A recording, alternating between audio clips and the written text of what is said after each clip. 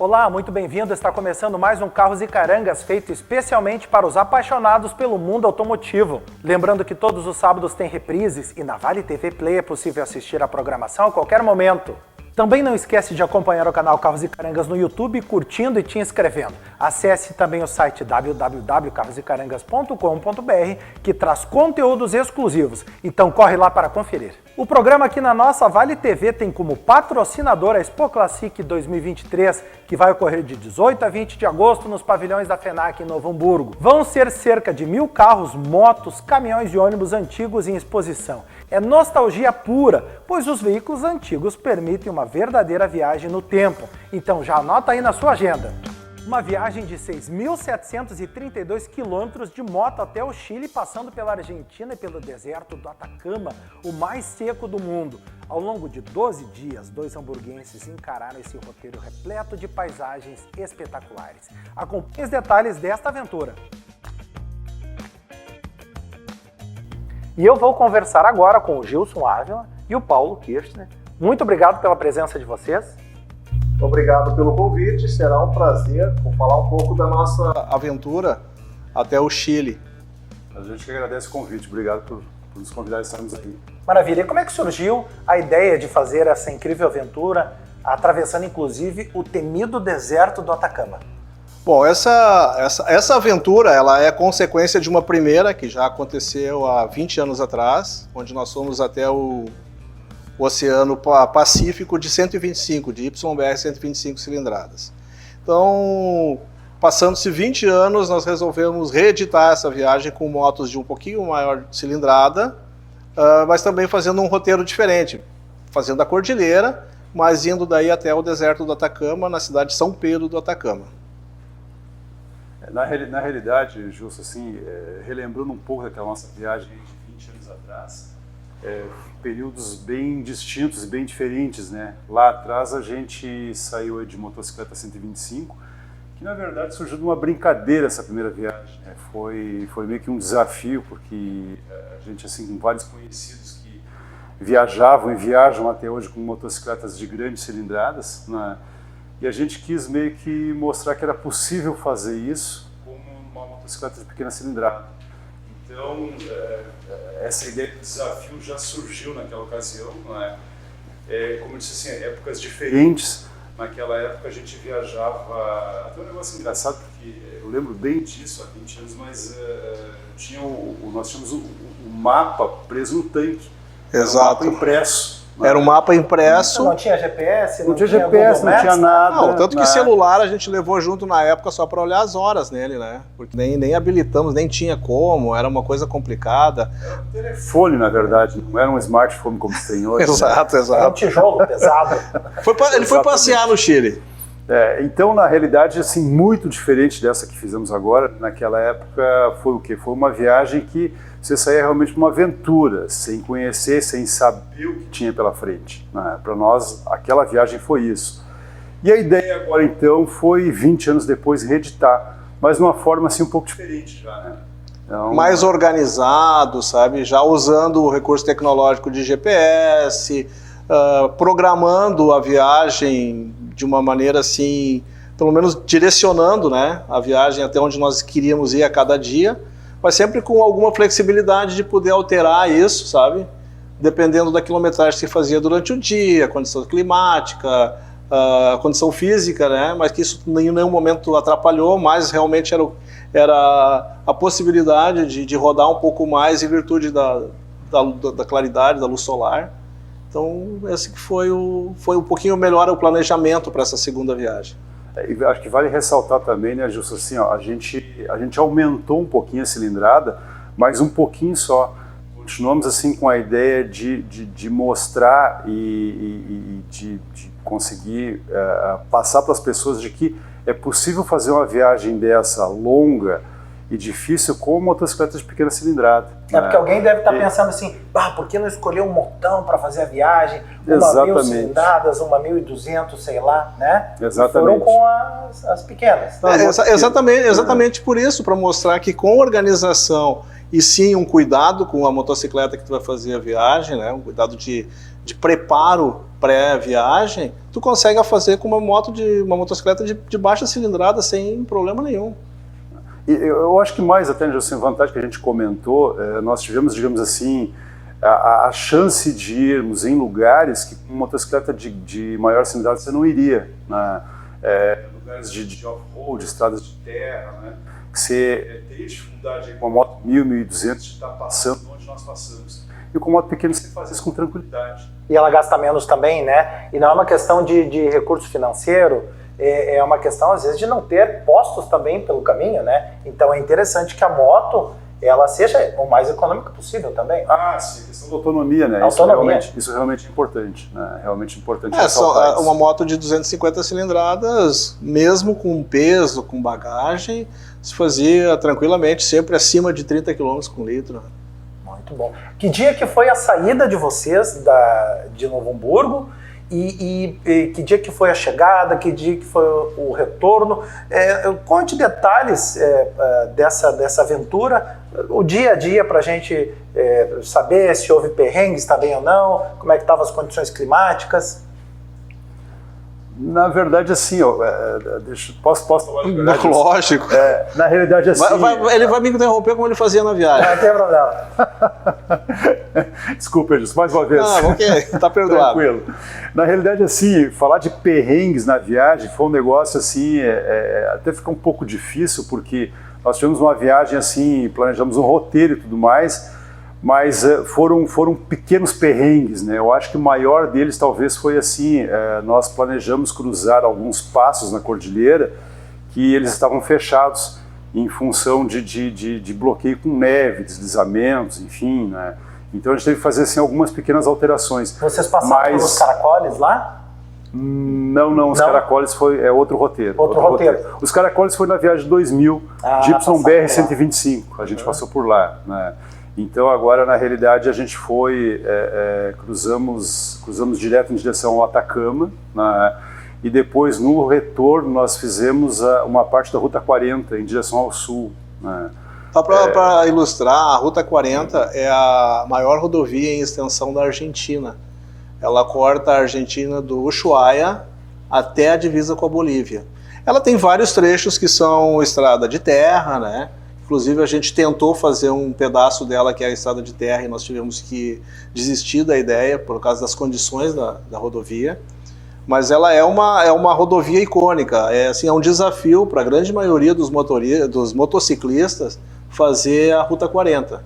Então a gente fez ela e eu vejo assim, nem o perrengue, mas foram 2 dias um pouco mais críticos da viagem, que foi a temperatura, que nós fizemos de Cafayate, no norte da Argentina, até Las Flores, que já é na província de Mendoza, um pouquinho mais abaixo, que foram 2 dias de temperatura muito elevada. Isso que nós estávamos assim andando talvez a 1.000, 1.200 metros de altitude por cima da cordilheira, num vale que existe entre 2 cadeias de montanhas, uma que é do litoral, que está no Pacífico, e outra que está dentro do continente. Então tem o vale, né, ao meio da cordilheira, que nós pegamos temperaturas de 2 dias acima de 40 graus. Então tu olhava no horizonte, tu enxergava arbusto de no máximo 30 centímetros. Então era um medo que nós dois tínhamos, inclusive a gente nas paradas comentávamos isso. Se tiver algum perrengue, seria um pneu furado, uma pane mecânica, não teria nem onde parar, porque o sol escaldante com temperatura muito alta. Então tu olhava nos arbustinhos de 30, 35 centímetros. Então esse foi talvez os 2 dias assim que a gente teve um pouquinho mais de dificuldade em virtude da temperatura. Quer dizer, não foi nem o deserto do Atacama então o problema, foi esse vale. O deserto do Atacama, na verdade, a gente foi só até São Pedro do Atacama, né? Nós ficamos 1 dia lá. E depois a gente retornou para a Argentina, como o Paulo falou, tinha um roteiro que nós tínhamos planejado para fazer um dos passos, né, que voltava para a Argentina, e esse passo estava bloqueado em virtude de neve. Então nós tivemos que voltar praticamente pelo mesmo caminho que nós voltamos, a gente alterou um pouco o roteiro, e daí pegou a Ruta 40, né, esse trecho de temperaturas elevadas foi na Ruta 40, mais ou menos uns 800 quilômetros que a gente fez dela, em 2 dias, mas com temperatura incrivelmente alta, cara. Eu acho que vale ressaltar aqui, até para quem, digamos assim, pretende um dia fazer uma viagem dessa e tudo, na verdade é uma viagem longa dessa, e nesse percurso, o maior desafio do motociclista é a questão da temperatura. E enfrentamos essa temperatura alta, mas na contrapartida enfrentamos baixas temperaturas também, né? Teve, próximo ao Chile, nós dormimos, como é o nome da cidade ainda lá? Susques a gente dormiu, uma cidade no deserto, já próximo ao Atacama. Pela manhã, quando saímos de lá, estava -1, se não me falha a memória, né? Negativo -1 para sair. Então, o calor atrapalha, mas o frio também, né? Então a gente precisa ter, digamos assim, essa programação, saber como se adaptar a essa variação grande de temperatura, né? Então isso é roupa, é equipamento, né? Tem que preparar para as duas coisas, para o calor e para o frio também ao mesmo tempo, né? Mas respondendo a tua pergunta lá do início, né? Que dia nós saímos no dia 12 de novembro, um sábado pela manhã. Nesse primeiro dia a gente pegou sim chuva, nós pegamos chuva na saída do Brasil, quando nós estávamos entrando na Argentina por São Borja, nós pegamos uma chuva bem forte, então a gente foi até Itaibaté nesse primeiro dia. No dia seguinte, no domingo pela manhã, quando nós íamos sair de Itaibaté, ainda estava chovendo, inclusive a gente atrasou um pouco a saída para que o tempo melhorasse, tinha uma previsão de firmar o tempo, foi o que aconteceu. E daí nós seguimos, e depois disso foram céu azul, céu de brigadeiro, todos os dias da viagem. Pegamos um trecho de neblina forte, foi naquele retorno ali, quando nós estávamos voltando na descida ali de Jujuy, no norte da Argentina. Sim. Nós pegamos ali uma neblina, mas que foi, andar 15, 20 minutos dentro do nevoeiro e nada mais. Que maravilha. E chegaram que dia lá no destino final? Não, na verdade não tinha destino final, né? Vocês estavam... Nós saímos para rodar de moto durante 14 dias, no fim acabou dando acho que 12 ou 13 dias só, em virtude dessas alterações de percurso. Depois nós íamos fazer outro passo. Esse passo que nós íamos fazer na volta do Chile era o Passo Sico, que ele fica também... O passo sempre são as rodovias que cruzam por cima da cordilheira, tá? Lá eles chamam de passo. Então a gente fez o Passo Diama, no norte da Argentina, que cruza em direção ao Chile, São Pedro do Atacama. Nós íamos voltar pelo Passo Sico. Como esse passo estava bloqueado, em virtude de neve, nós tivemos que voltar pelo mesmo, Passo Diama. Daí nós íamos fazer mais no sul da Argentina, mais no meio, na verdade, no meio da Argentina, perto de Mendoza, nós íamos atravessar o Passo Laguna Negra, que também estava bloqueado em virtude de neve. Então ali a gente acabou reduzindo mais um dia da nossa viagem. A gente desceu para Uspallata, que Uspallata fica em cima da cordilheira, perto de Mendoza, já no caminho dos Caracoles. Sim. Esse é o caminho dos Caracoles. E daí ali a gente já ficou um dia, 2, e daí começamos a retornar. Não, 2 dias nós ficamos em Uspallata, e daí nós começamos o retorno da viagem. Que bacana. E chegaram de volta que dia? Acho que foi na sexta-feira da semana seguinte, isso teria que ver, eu não sabia. O dia foi sexta-feira, o dia do mês, assim, não recordo. Mas fecharam foram 12 faltariam dias. Um dia no sábado para fechar 2 semanas da viagem. Maravilha. Sim. E era o período de Copa do Mundo, né? Exato, o período de Copa do Mundo. Inclusive se sagrou campeã. Como é que foi? Como é que estava o clima lá? Onde vocês chegavam? O pessoal estava faceiro? Na verdade, assim, Copa do Mundo, o argentino ele vive o futebol de maneira muito intensa, eu acho que até mais do que o Brasil, né? Então era todo aquele clima de alegria, de expectativa em função da Copa, né? Até a gente teve uma situação num posto de combustível, a YPF, eles estavam lá com uma promoção vendendo camisetas da Argentina, né? Se abastecia, pagava mais um valorzinho lá e comprava a camiseta. E eu acabei comprando uma camiseta, né? E aí na brincadeira com o pessoal, com os frentistas lá, eu disse, olha, a Argentina vai ser campeã do mundo, né? E eles não acreditam, coisa e tal, né? Então a gente brinca que até hoje eles devem estar lembrando da gente lá, porque eu afirmei com certeza. Brasileiros afirmando, certo, brasileiros afirmando. Afirmei né? dei certo que a gente E assim, até em virtude de ser durante o período de Copa, eles questionavam muito nós, né? Quando viu que era um brasileiro, o que nós achávamos do resultado da Copa, né? E chamava muito a atenção deles que o Paulo, em alguns momentos, a gente saía à noite para ir nos restaurantes, quando chegava na cidade, ele estava com a camiseta da Argentina, e o pessoal vinha em volta, não, brasileiro com a camisa da Argentina, isso é pouco provável, mas isso também é um lance assim, um pouco mais político, né? Porque tu acaba trazendo para ti uma atenção e um carinho deles, que tu é um forasteiro, tu é um estrangeiro, então isso faz com que eles te agradem de uma maneira, te tratem de uma maneira diferente. Brasileiro com camiseta da Argentina e sobrenome Kirchner. Mais isso aí. Então, né? mais isso, né? Da Argentina. Tá certo. O sobrenome Kirchner é o grande problema na viagem para a Argentina hoje, cara. Maravilha. E para quem vai replicar essa viagem que vocês fizeram, ou viagens longas, roteiros longos, uma dica importante, Paulo, é sempre escolher motos com cilindradas semelhantes, né? Para que um não tenha que esperar o outro. Sim, por exemplo, não dá para ir um de Teneré e outro de Yamaha Krypton, né? Porque um vai ter que ficar esperando o outro. Vocês foram com motos com cilindradas semelhantes. E aí a viagem foi.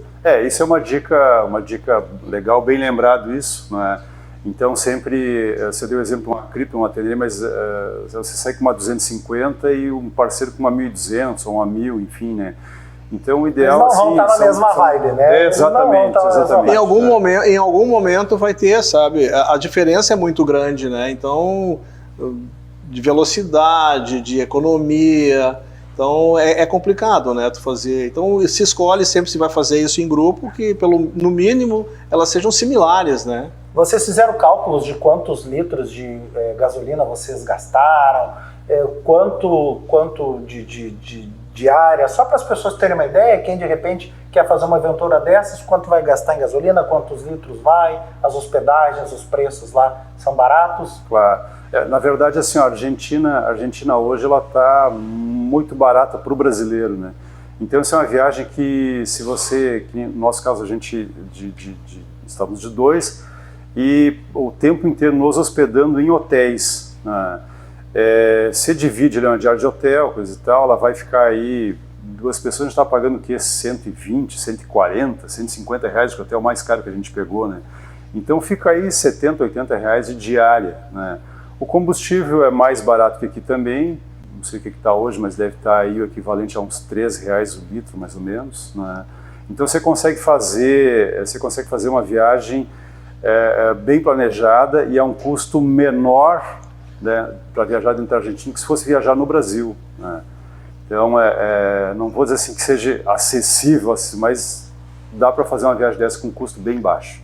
Na verdade, nós não fizemos, né, esse levantamento, nenhum momento foi uma preocupação nossa, né, fazermos esse cálculo. Mas vocês levaram pesos? Vocês levaram a moeda local ou não? Nós levamos, eu vou falar Gilson, tá? Eu levei reais para gastar enquanto a gente estava no Brasil, na saída e no retorno, e levei dólar que a gente trocava por peso daí na Argentina. Tá? A Argentina, na verdade, hoje assim, tem uma característica que existem várias cotações do dólar lá, né? E o mais prático para viajar para a Argentina hoje é viajar com dólar, porque você troca o dólar em qualquer comércio, qualquer lugar. O argentino, ele quer o dólar porque é uma segurança para ele conseguir guardar um dinheiro.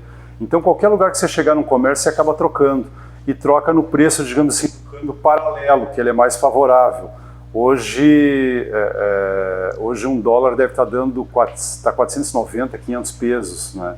E se for trocar no câmbio oficial, deve estar dando 300, 350 pesos. Então, não compensa gastar no cartão de crédito, né, que você vai ser no oficial. E é ruim sempre carregar dinheiro, mas é o mais prático. Mas para ter uma ideia, Gilson, eu lembro que nós levamos, cada um levou $1.000 e nós gastamos 500. Nós gastamos $500 cada um. 500 dólares. Então é uma viagem, uma viagem assim a um custo bastante... R$ 2.500 gastaram, né, o equivalente. É mais ou menos isso. Em relação ao consumo de combustível, a gente não fez, mas é uma conta fácil, né? Foram 6.200 quilômetros, mais ou menos, que a gente percorreu nesses 12, 13 dias. E as motos fizeram, e pelo menos isso a gente fez em algum momento, uma média de 30, 31 quilômetros com 1 litro nas motos que nós viajamos, né? E mais uma dica, tu perguntou em relação a... Foram 200 litros, mais ou menos, então. Cara, 100 vezes 30, 3.000, né? 200 litros de gasolina. E em relação às motos, né, além do ideal, né, eu acho que sempre se fala em ideal, não que tenha que ser feito isso, motos de cilindradas pelo menos similares, eu acho isso parece assim uma coisa lógica, mas às vezes o óbvio tem que ser dito, né? É aquele preparo pré-viagem, né, com pneus novos, câmeras novas, a relação, coroa, corrente e pinhão novo, né? Uma revisão na moto, né, com freio, sistema elétrico, essas coisas são primárias, sabe? Então, tu quer fazer... de novo, o óbvio tem que ser dito. Aqui nós cruzamos com... Cara, eu acho que era até argentino, no alto da cordilheira, atravessando para o Chile. O cara tava com uma moto, até que chamou a atenção, o pneu traseiro era slick, cara. Pneu, aquela Suzuki, lembra? Pô? Pneu careca, cara.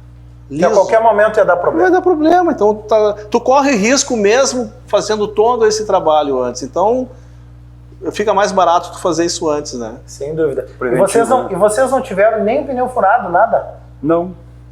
Mas que viagem espetacular. Com certeza. Sem sustos também no trânsito. Eu acho que faltou isso, né? Um pneuzinho furado, sabe? Para dar uma... Nem uma história para contar. Atrasar no dia para chegar à noite, já procurar hotel, nada disso aconteceu, cara. Mesmo sem programação de onde nós íamos ficar. A gente saiu daqui com destino a São Pedro do Atacama, mas não sabia. Nós vamos ficar em São Borja, Taubaté, atravessar para a Argentina. No dia seguinte, até onde é que nós íamos, até onde o dia permitia. Foram sendo levados pelo verdadeiro espírito de aventura, pela curiosidade, Até porque teve em relação a essa organização de viagem, teve um amigo que perguntou assim, eu não consigo fazer sem me organizar, sem que planejar, Eu disse, tranquilo, vamos lá, eu vou te dar o exemplo do primeiro dia. A ideia era ir até São Borja, certo? Nós chegamos em São Borja às 3 horas da tarde. Nós vamos ficar em São Borja? Claro que não.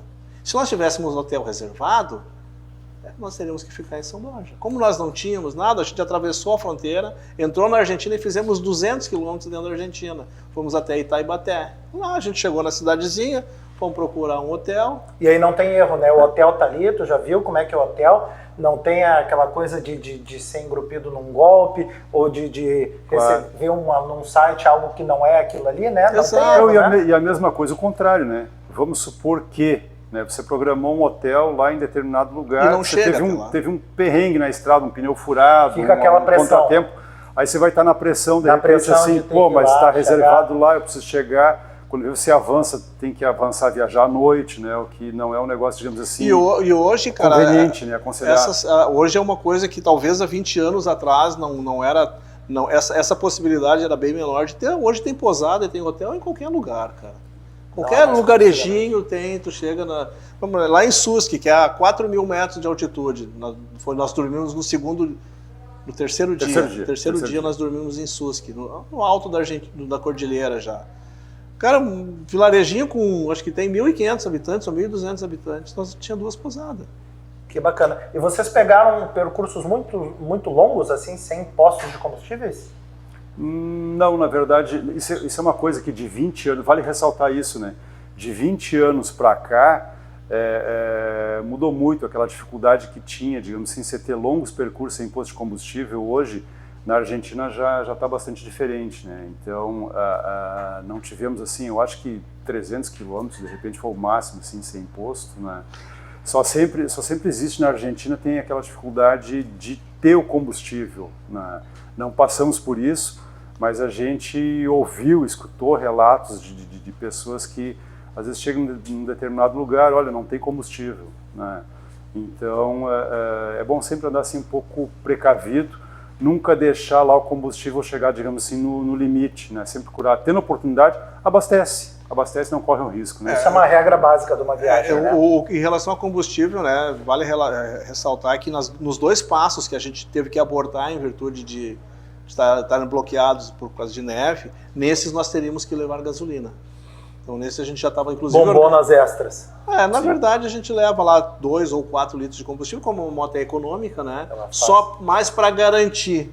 Mas nesses dois lugares nós teríamos que ter levado gasolina se nós chegássemos a fazer ele. E tem uma regra básica também, que quando a gasolina está no fim, né, a moto se torna mais econômica ainda, porque o piloto, ele faz tudo aquilo que ele sabe que poderia fazer no dia a dia para economizar e não faz. Então ali, né, naquele perrengue, ele transforma a moto, é capaz de fazer 40 km por litro. Né? É verdade. Muito bem, vocês têm mais uma viagem programada, vamos repetir essa aventura, para 26 de dezembro de 2023, daqui a alguns meses, é isso? Sim, já tem planejado uma nova viagem para de novo fazer a Cordilheira, mas em locais diferentes, né? A ideia, eu acho que o Paulo pode confirmar, é de Mendoza daí para baixo, né? É mais para o sul, mais para a parte pro sul da Argentina.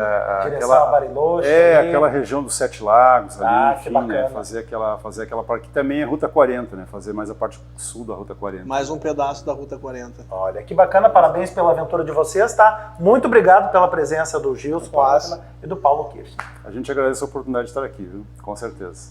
Foi um prazer poder contribuir e relatar um pouco da nossa aventura.